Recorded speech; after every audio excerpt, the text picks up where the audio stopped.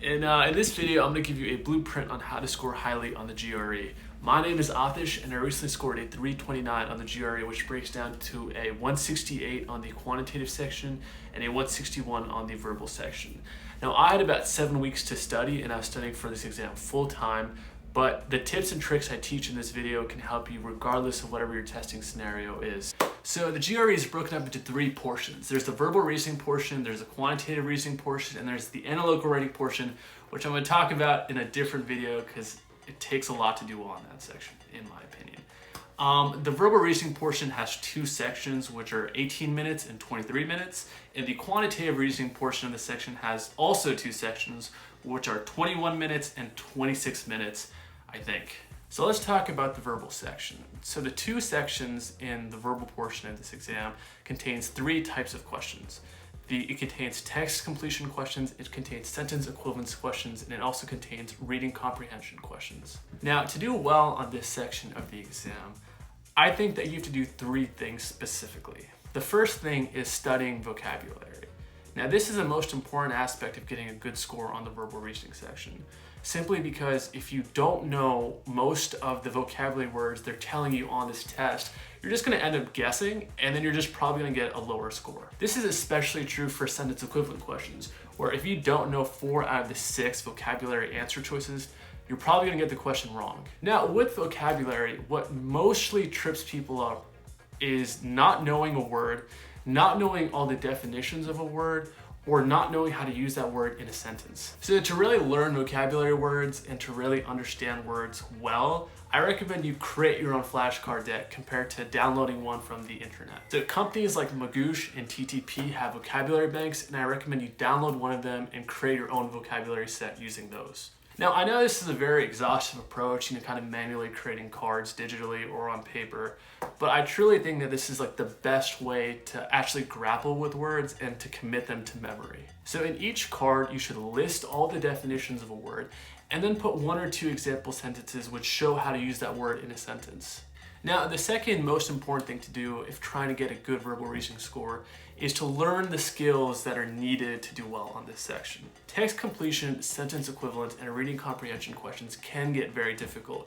So to do well on this exam, you need to learn the types of tricks that the ETS is going to throw at you. Now, in my opinion, the best website I found to learn the skills to do well in the verbal reasoning section is Magoosh, which is not sponsoring this video at all. It's just something I felt helped me in my preparation. So Magoosh is a test prep website, and they offer tutorials which teach the strategy to actually do well on this portion of the exam. We got tutorials on how to solve text completion questions, which include 1 blank, 2 blank, and even the dreaded 3 blank questions, sentence equivalence questions, and reading comprehension questions. I remember trying to do reading comprehension questions when I first started my preparation journey, and I thought, I had a good understanding of English. I used to read a lot of books, but I realized that I just didn't have the skills to actually understand what the questions were asking me. And only after doing these Magoosh tutorials, I kind of learned those skills, and I really attribute it to doing better on this test. The third most important thing to do well in the verbal reasoning section is just practicing. Now, the 2 best resources I found which helped me practice a lot of questions were A, Magoosh's online question bank, which has hundreds of real GRE questions and similar GRE questions, which will both help you do well in this exam. And the second resource is actually Manhattan Prep's 5-pound question book. Now, this book offers a lot of different questions in varying levels of difficulty, but I really appreciated this resource because whenever I just wanted to practice some questions, there were so many I could just choose from in this book. Now, what about the math section? Well, the math section is very, very different than the verbal section because the math section is more focused on breadth than depth compared to the verbal section. Now, what do I mean by that? With the verbal section, you don't actually have to learn a lot of skills, you just have to get a lot of practice because the questions can get very, very difficult. With math, it's a little bit different because the math section tests a lot of different topics. So you kind of just have to learn a lot of skills and study a bunch of math topics. You're more likely to get a poor quant score if you haven't gone over a question topic or you haven't seen a type of question before. So in my opinion, the only way to do well in the quantitative section is to learn how to solve every single question they can ask you and learn how to solve it in the quickest amount of time. The best resource I found to learn all the skills to do well in the quantitative section of the GRE is actually Manhattan Prep's GRE Math Strategies book.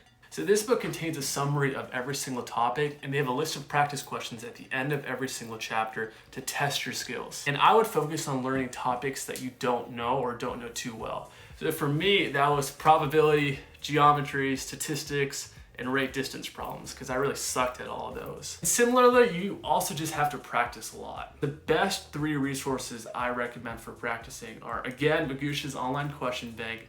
I promise they're not paying me to say this.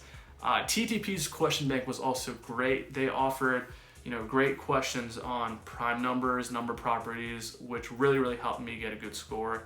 And lastly, Manhattan Prep's 5-pound book, which kind of is a great resource to do well on this exam, period. So let's also talk about a schedule you can make to do well on this exam. Now, studying for the GRE can get very difficult. It can be very grueling. It can be tough on your mental health. But if you're trying to take this test in like an expedited time like I was, I actually recommend you study every single day. And furthermore, and this is the most important point I can make in this video, which is to alternate between quant studying days and verbal studying days. So alternating between quant days and verbal days is really helpful because by spacing out the days you study the same subject allows you to retain the information you studied. I noticed that when I would study quant for many days in a row, I kind of would forget the information I studied the first day because there are just so many numbers that I'm learning, so many types of techniques I'm learning every single day, and it can be hard to kind of commit that to memory. Also, with your schedule, to track your progress and to see if you're actually learning information, you should take an ETS practice test about once every 2 weeks. So the ETS sells 3 practice tests for $39.95 each on their website, and I think those are known as the Power Prep Plus tests. But they also offer 2 tests for free, and I recommend you do all 5 of those tests. But don't worry if you don't end up doing well on all of those tests.